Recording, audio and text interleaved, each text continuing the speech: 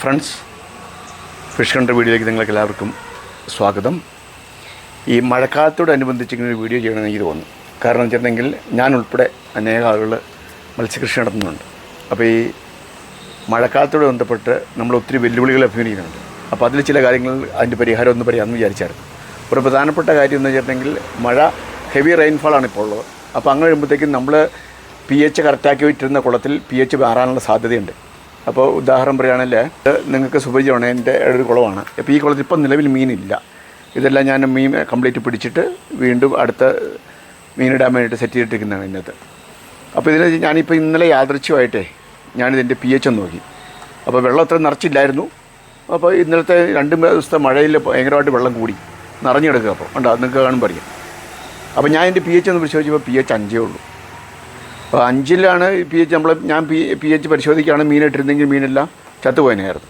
അപ്പം അതിൻ്റെ കാരണം എന്ന് വെച്ചാൽ ഞാനിത് 7 സൂക്ഷിച്ചിരുന്നൊരു കുളമാണ്, വെള്ളം കുറച്ചിട്ട്. പക്ഷേ ഇത്രയും വെള്ളം ചാടിയപ്പോൾ അതിൻ്റെ pH ചേഞ്ചായി 5-ലേക്ക് വന്നു. 5-ൽ മീൻ നമുക്ക് സർവൈവ് ചെയ്യാൻ അത് സ്വാഭാവികമാണല്ലോ. അപ്പോൾ അതുകൊണ്ട് എന്നാ ചെയ്യുന്നത് വെച്ചിട്ടുണ്ടെങ്കിൽ ഈ ഹെവി റെയിൻഫാൾ ഉണ്ടായി കഴിഞ്ഞിട്ടുണ്ടെങ്കിൽ pH പരിശോധിക്കണം. അത് സഹായപ്രദമായിരിക്കും. അല്ലെങ്കിൽ മീൻ ചിലപ്പോൾ ചത്തുപോകാൻ സാധ്യതയുണ്ട്. അപ്പോൾ നിങ്ങൾ ഒന്നെങ്കിൽ ഇതിപ്പോൾ ഇതിനകത്തൊരു പ്രധാനപ്പെട്ട ഘടകം എന്താണെന്ന് വെച്ചാൽ ഈ ഹെവി റെയിൻഫാൾ ഉണ്ടായി കഴിയുമ്പോഴത്തേക്കും pH മാറിക്കഴിഞ്ഞാൽ പെട്ടെന്ന് തന്നെ കറക്റ്റ് ചെയ്തില്ലെങ്കിൽ മീൻ ചത്തുപോകും. അതാണ് പ്രധാനപ്പെട്ട കാര്യം. പിന്നെ എല്ലായിടത്തും ഒരുപോലെ ആണെങ്കിൽ നിർബന്ധമില്ല കേട്ടോ. എൻ്റെ ഈ സ്ഥലത്തെ സംബന്ധിച്ച്, ഈ പ്രദേശത്തെക്കുറിച്ച് പരിശോധിക്കുകയാണെങ്കിൽ ഇവിടുത്തെ മഴയിൽ ആണ് അങ്ങനെ ഈ 5 എന്ന് കാണിക്കുന്നത്. അപ്പോൾ വേറെ ചില പ്രദേശങ്ങളിലൊക്കെ ഞാൻ ഇങ്ങനെ പലരും എന്നെ വിളിച്ച് ചോദിക്കുമ്പോൾ അവർ നോക്കുമ്പോൾ വളരെ കറക്റ്റാണ്. പക്ഷേ നമ്മളെ സംബന്ധിച്ച് ഇവിടെ 5 ഉള്ളൂ.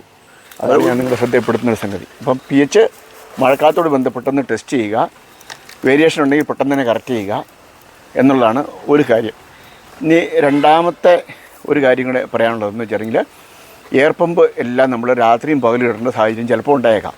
അതെന്നറിയോ, മൂടിക്കെട്ടിയ അന്തരീക്ഷം. അപ്പം നിങ്ങൾ നോക്കുമ്പോൾ സൂര്യനെ നമുക്ക് കാണാൻ പോലും പറ്റില്ല. കണ്ടോ, മൊത്തത്തിൽ മൂടിക്കെട്ടി കിടക്കുന്ന അന്തരീക്ഷം. ഇനിയിപ്പോൾ ഈ മഴക്കാലം കഴിഞ്ഞിടുമ്പോൾ ഇതായിരിക്കും സ്ഥിതി. അപ്പോൾ അങ്ങനെ വരുമ്പോൾ ഈ വെള്ളത്തിൽ ഈ ഓക്സിജൻ്റെ കുറവ് ഒത്തിരി ഉണ്ടാവും. കാരണം സൂര്യപ്രകാശം ഉള്ളപ്പോൾ ഫോട്ടോസിന്തസിസ് വഴിയാണല്ലോ ആവശ്യത്തിന് വെള്ളത്തിൽ ആവശ്യമുള്ള ഓക്സിജൻ കിട്ടുന്നത്. അതുകൊണ്ട് നമ്മൾ സാധാരണഗതിയിൽ രാത്രി കാലങ്ങളിൽ പമ്പിട്ടാൽ മതിയായിരുന്നു. ഇപ്പം സൂര്യപ്രകാശം ഇല്ലാത്തതുകൊണ്ട് മൂടിക്കെട്ടി അന്തരീക്ഷം ആയതുകൊണ്ട് സൂര്യപ്രകാശം ഇല്ലാത്തതുകൊണ്ട് ഫോട്ടോസിന്തസിസ് പ്രക്രിയ സ്ലോ ആയിരിക്കും. അപ്പോൾ അങ്ങനെ വരുമ്പോൾ വെള്ളത്തിൽ ആവശ്യത്തിനുള്ള ഓക്സിജൻ കാണത്തില്ല. അപ്പോൾ നമ്മുടെ വളരെ വില കൂടിയ മത്സ്യങ്ങളുണ്ടാവും, അതല്ലെങ്കിൽ നമ്മൾ വളരെ കാര്യമായിട്ട് പരിചരിക്കുന്ന മത്സ്യങ്ങളുണ്ടാവും. ഈ മത്സ്യങ്ങളെല്ലാം ഈ കാരണം ചത്തുപോകും, ഓക്സിജൻ്റെ കുറവ് കാരണം.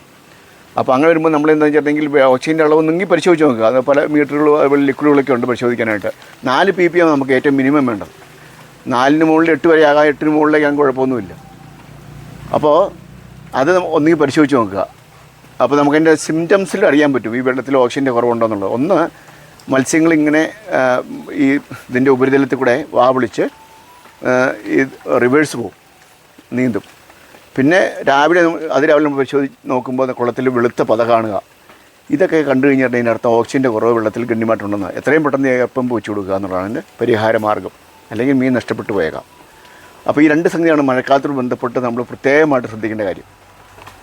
പിന്നെ മഴക്കാലത്തനുബന്ധിച്ചുള്ള രോഗം കാര്യങ്ങളൊക്കെ ഉണ്ട്. അതിനെക്കുറിച്ച് അടുത്ത വീഡിയോ ഞാൻ പറയാം. ഏതായാലും ഈ 2 കാര്യങ്ങൾ ശ്രദ്ധിക്കുക അത്യാവശ്യമായിട്ട്. രോഗം പിന്നീട് ഉണ്ടാകുന്ന കാര്യമാണ്. അപ്പോൾ നമ്മൾ ഇമ്മീഡിയറ്റ് ആയിട്ട് നമ്മൾ ഈ മഴക്കാലത്തോടനുബന്ധിച്ച് ചെയ്യേണ്ട ഈ 2 കാര്യങ്ങൾ ശ്രദ്ധിക്കുക. ഒന്ന് pH നോക്കുക. രണ്ടാമത്തെ കാര്യം എന്താണെന്ന് വെച്ചാൽ ഈ പറഞ്ഞ പോലെ എയർ പമ്പിൻ്റെ കാര്യം ഒന്ന് ശ്രദ്ധിച്ചു കൊടുക്കുക. അതാണ്. പിന്നെ എയർ പമ്പ് വേണ്ടാത്ത ചില മത്സ്യങ്ങളുണ്ട്, അതാണെങ്കിൽ കുഴപ്പമില്ല കേട്ടോ. അതിൻ്റെ പ്രത്യേകിച്ച് ഞാൻ ശ്രദ്ധിക്കേണ്ട കാര്യമൊന്നുമില്ല. ഇപ്പോൾ വാളയോ അതുപോലുള്ള ചില മത്സ്യങ്ങളൊക്കെ ആണെങ്കിൽ അതിന് എയർ പമ്പ് വേണ്ടല്ലോ. ഗൗരിക്ക് വേണ്ട, അതുപോലെ തന്നെ വരാലിന് വേണ്ട. അങ്ങനെ കുറേ മത്സ്യങ്ങളുണ്ട്, അനാബസ്, ഇങ്ങനെയുള്ള ചില മത്സ്യങ്ങൾക്കൊന്നും അത് ആവശ്യമില്ലാത്ത. പക്ഷേ അല്ലാത്ത മത്സ്യങ്ങളാണ് നമുക്കുള്ളതെങ്കിൽ തീർച്ചയായിട്ടും നമ്മളത് ഇടുക തന്നെ വേണം. അതല്ലെങ്കിൽ മത്സ്യങ്ങൾ നഷ്ടപ്പെട്ടേക്കാം. അപ്പോൾ ഈ 2 കാര്യങ്ങൾ നിങ്ങൾ ശ്രദ്ധിക്കുക. അപ്പോൾ ഇന്നത്തെ വീഡിയോ നിങ്ങൾക്ക് ജനപ്രദമായിരുന്നു വിചാരിക്കുന്നു.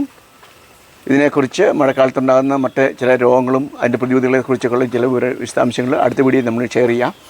അപ്പോൾ ഈ ചാനൽ ഇതുമായിട്ട് നിങ്ങൾ സബ്സ്ക്രൈബ് ചെയ്യില്ലെങ്കിൽ ദയവായി സബ്സ്ക്രൈബ് ചെയ്യുക. നിങ്ങളുടെ വലിയ കമൻറ്റുകൾ രേഖപ്പെടുത്തുക. അടുത്തൊരു വീഡിയോയിൽ മറ്റൊരു വിഷയമായിട്ട് കാണാം. അതുവരെ ഗുഡ് ബൈ.